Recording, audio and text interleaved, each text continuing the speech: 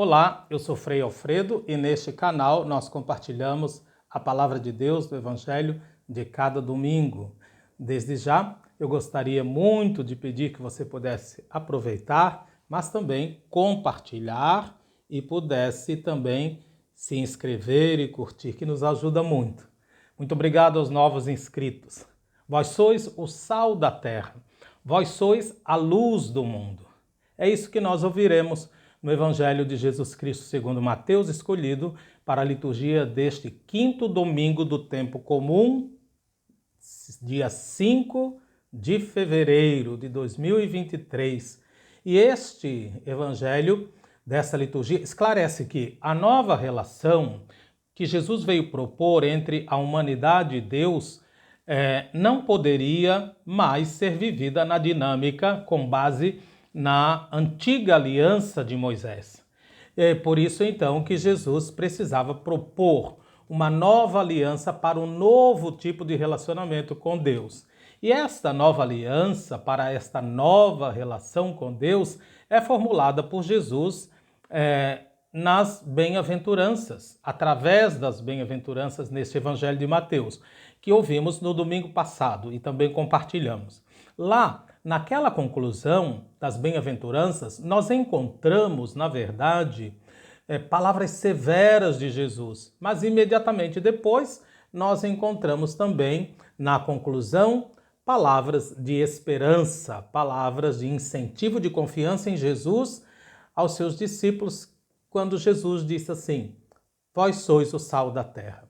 Qual é o significado do sal? O significado do sal. Para a gente compreender bem a explicação com o exemplo do sal, a gente precisa lembrar que no tempo de Jesus havia um modo curioso de salgar os alimentos. Colocavam-se pedras de sal. O sal não era refinado como nós usamos, né? Mas era ainda usado em pedras. Então, colocavam-se pedras de sal dentro das panelas e aos pouquinhos ela ia soltando o alimento. Era usada várias vezes, usava-se e depois guardava-se.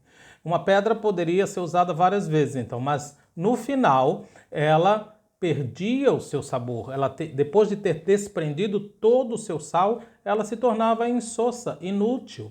E pior que esta pedra sem sal, ela deveria ser jogada fora, porque a aparência dela não mudava, era igual uma pedra que continha sal. Então, era preciso mesmo eliminá-la para não correr o risco de confundi-la e colocá-la de novo na panela, mesmo ela tendo perdido a sua capacidade de salgar. Então, era melhor que fosse jogada fora, pisada pelos homens, como diz Jesus, e ter somente as pedras carregadas de sal na cozinha. Além disso, de acordo com a cultura da época, nós sabemos que a palavra salário vem justamente do sal com o qual eram pagos os soldados, além de ser muito importante também o sal na conservação dos alimentos. Então, a partir desse significado físico, desse significado material, o sal tinha também se transformado num significado simbólico, porquanto, sendo o sal esse elemento primordial para conservar, era também atribuído um valor figurado no sentido daquilo que se tornava algo atual, concreto e perpétuo, como por exemplo uma aliança, um pacto ou um contrato.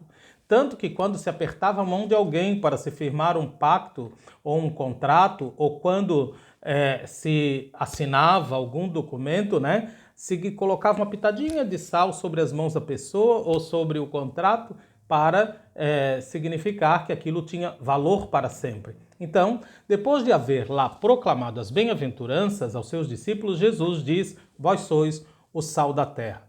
E é como se Jesus estivesse afirmando que, com a fidelidade dos seus discípulos a esse programa das bem-aventuranças, eles estariam dando um valor atual e perene às bem-aventuranças.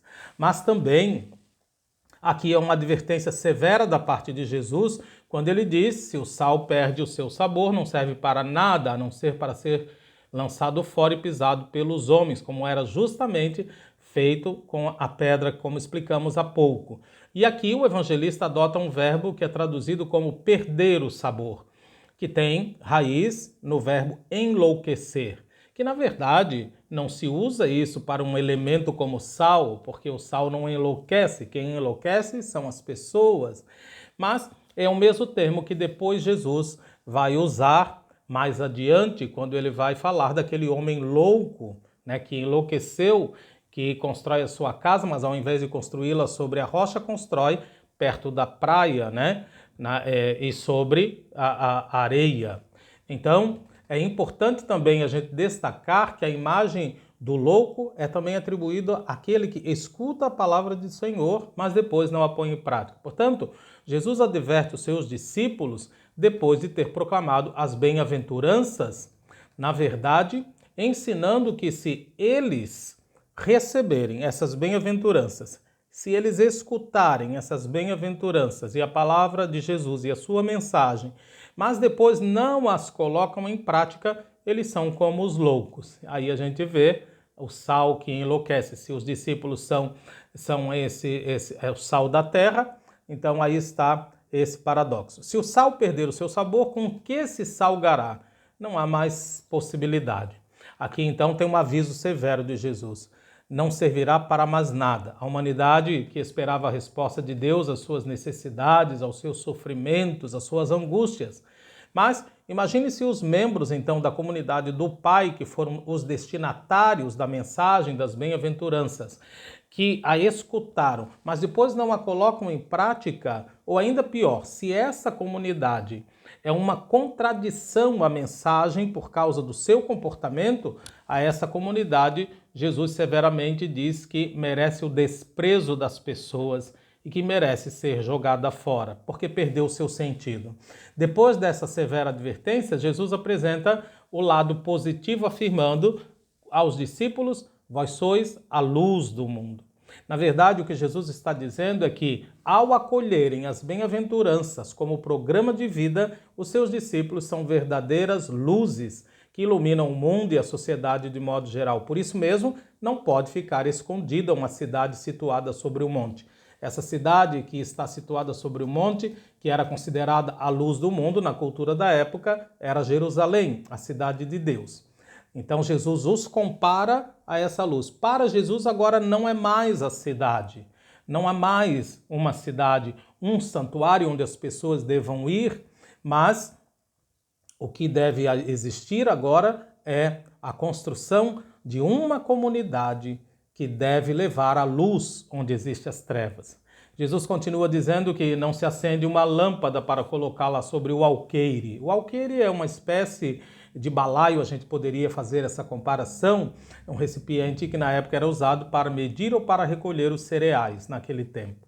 No fundo, o que Jesus está transmitindo aos seus discípulos e à sua comunidade é a ideia de que essa lâmpada deve ser colocada debaixo de nada, pois se ela for colocada debaixo de qualquer coisa que não permita brilhar e iluminar, ela perde a sua luz e se apaga. Como o sal, a pedra de sal perde o seu sentido. Ela deve ser colocada sobre um candeeiro e assim deve iluminar a todos que estão na casa. Portanto, seja o que for que ofusque esta luz, será sempre a incapacidade de ser generosos. A incapacidade de generosidade, a incapacidade de doação da comunidade. É isso que ofusca a luz. Terá perdido o sentido porque não iluminam mais. Não pode esconder a luz, mas deve ser a expressão dessa luz, dessa comunidade. Portanto, Jesus está indicando que é possível ser luz do mundo através do dom generoso da própria vida. Através daquilo que cada um é, através daquilo que cada um tem, confirmando aqui o convite que havia feito lá no início de Mateus, no capítulo 5, com a proposta de acolher a primeira bem-aventurança. Felizes, bem-aventurados os pobres em espíritos. É aquela generosidade. Jesus continua e diz assim: assim resplandeça a vossa luz. E, portanto, não é mais somente a luz de Jesus que deve resplandecer, iluminar e brilhar, mas também, agora, a luz dos discípulos que acolheram as bem-aventuranças, né? Esta luz das pessoas também deve iluminar quando Jesus convida cada pessoa através da prática da generosidade que vem dessa fidelidade, justamente das bem-aventuranças de ser uma pessoa iluminada e luminosa, ou seja, uma pessoa que irradie luz. Quando a gente quer dizer que uma pessoa é boa, a gente costuma dizer, não é verdade, que é uma pessoa iluminada. Significa dizer que é uma pessoa que emana luz. Portanto, na verdade, Jesus está pedindo à comunidade que resplandeça essa luz diante dos homens para que vejam as suas boas obras. Então, existe uma relação entre a luz e as obras. Vossa luz e vossas obras, porque a luz vem das boas obras, da comunicação de vida, de doar vida aos outros. É aí que está a luz fazendo o seu papel. Concluindo e agindo assim, então, Jesus diz, e rendam glória ao ver as boas obras, como a luz que ilumina, rendam glória ao vosso Pai que está nos céus, ou louvem o vosso Pai que está nos céus. E aqui é preciso atenção, porque o autor diz que o louvor das boas obras é dirigido ao Pai.